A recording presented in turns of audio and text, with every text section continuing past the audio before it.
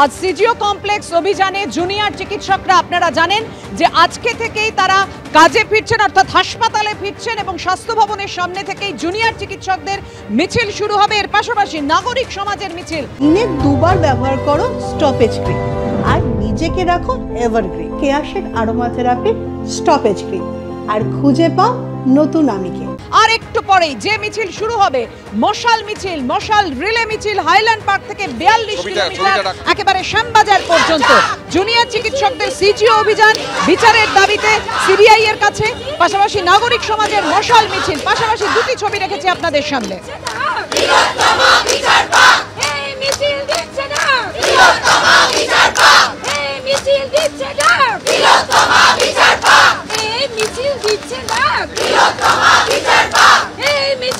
অর্থাৎ বিচারের দাবি, দুই মিছিলেরই ইস্যু এক। বিচারের দাবিতে জুনিয়র চিকিৎসকরা তারা সিজিও কমপ্লেক্স অভিযান করছেন।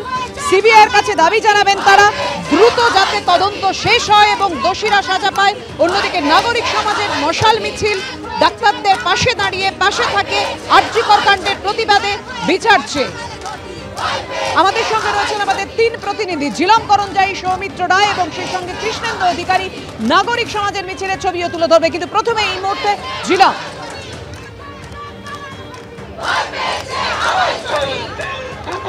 এই মুহূর্তে জুনিয়র ডাক্তাররা ঠিক আমার পেছনে দেখতে পাচ্ছ মিছিল, স্বাস্থ্য ভবনে যেখানে তাদের ব্যারিকেড ছিল সেই ব্যারিকেড থেকে তারা সিবিআই এর যে দপ্তর সিজিও অবধি যাচ্ছেন।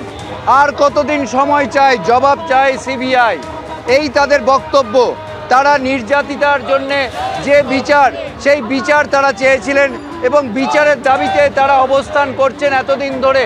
এবং এতদিন ধরে যে অবস্থান করছেন, সেই অবস্থান করার পর তারা গতকাল ঘোষণা করেছেন যে আজকে তারা এখান থেকে অবস্থান মঞ্চ থেকে সরবেন।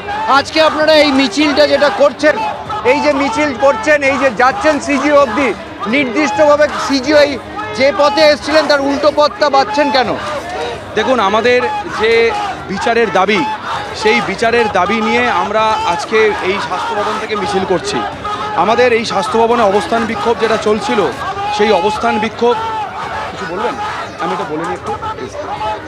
আমাদের এই যে অবস্থান বিক্ষোভ চলছিল, সেই অবস্থান বিক্ষোভে আমাদের যে দাবিগুলো ছিল সেইখানে সবটা পূরণ না হলেও আংশিক হয়েছে, অনেকটার কিছুটা হয়েছে এবং কিছুর প্রতিশ্রুতি পাওয়া গেছে। সেই জায়গা থেকে আমরা এখানে অবস্থান বিক্ষোভটা উঠিয়ে নিয়ে আমরা যে যার মতো মেডিকেল কলেজে যাচ্ছি এবং সেখানে আমাদের যে ধর্ণা মঞ্চ, সেখানে আমাদের প্রতিবাদ চলবে। আপনারা ইতিমধ্যেই জানেন আমরা কর্মবিরতি থেকে মানে এসেনশিয়াল যে ওয়ার্কগুলো মেডিকেল কলেজগুলোতে, হসপিটালগুলোতে, সেগুলোতে ফিরে আসব সোমবার থেকে। কিন্তু এটা আমি মনে করিয়ে দিতে চাই যে ইনফ্রাস্ট্রাকচার বা যে পরিকাঠামোগত পরিবর্তন দরকার এবং থ্রেড কালচার রিলেটেড যা দাবি আমরা দিয়েছি সরকারকে, সেইগুলো যদি দেখি সরকার সেই সব ব্যাপারে সদর্থক ভূমিকা পালন করছে না, আমরা কিন্তু আমাদের আন্দোলনকে আরও তীব্র থেকে তীব্রতর করব এবং আবার কিন্তু প্রয়োজন হলে আমরা কমপ্লিট সিজওয়ার্কে যাব। গতকাল কল্যাণীতে college of medicine and JNM হসপিটালে 40 জনকে বহিষ্কার করা হয়েছে থ্রেড কালচারে। প্রাক্তন অধ্যক্ষর বিরুদ্ধে পদক্ষেপ করা হয়েছে, প্রাক্তন অধ্যক্ষ ছাড়াও আরও একজন অ্যাসিস্ট্যান্ট প্রফেসর। এইগুলো নিয়ে কি বলবেন? থ্রেড কালচার কল্যাণীতে, সারা রাজ্যে, এখানেও কল্যাণীতে পদক্ষেপ হয়েছে, বিভিন্ন জায়গায় পদক্ষেপ হচ্ছে, আরজি করেও হয়েছে।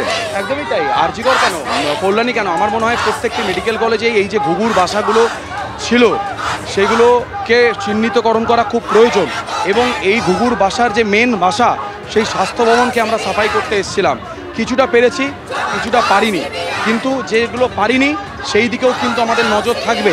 এবং থ্রেড কালচার নিয়ে যদি সরকার সত্যিই কোনো সদর্থক পদক্ষেপ না নেয়, আমরা কিন্তু আমাদের আন্দোলনকে আরও তীব্র থেকে তীব্রতর করব। ভুলে গেলে চলবে না 9 তারিখের যে ঘটনা ঘটে গিয়েছিল, তার পেছনে কিন্তু এই থ্রেড কালচার একটা বিশাল বড় ভূমিকা পালন করেছে। আপনারা কি মনে করছেন যাদেরকে তদন্ত করছে সিবিআই বিভিন্ন সময়, গতকালও দেখা গেছে আশিস পান্ডে, সেই সিবিআই কি সঠিক পথে এগোচ্ছে? দেখুন, ইনভেস্টিগেশনের ব্যাপারে আমরা অত কিছু বলতে পারবো না, তবে সিবিআই যেটা করছে নিশ্চয়ই সেটা তারা ইনভেস্টিগেশন করে করছে। তবে সিবিআইয়ের কাছে আমাদের অনুরোধ বলতে পারেন, দাবি বলতে পারেন, এই কেসটাকে ফাস্ট ট্র্যাক কোর্ট করতে হবে। আপনাকে আমি বলে দিতে পারি, এখনও পর্যন্ত বিভিন্ন জায়গায় মহিলাদেরকে এই যে ঘটনা, ধর্ষণের ঘটনার শিকার হতে হচ্ছে। ধর্ষকরা এখনও অবাধে নির্বিচারে আনন্দে ঘুরে বেড়াচ্ছে এবং তারা ভাবছে ওরা যা খুশি তাই করতে পারে।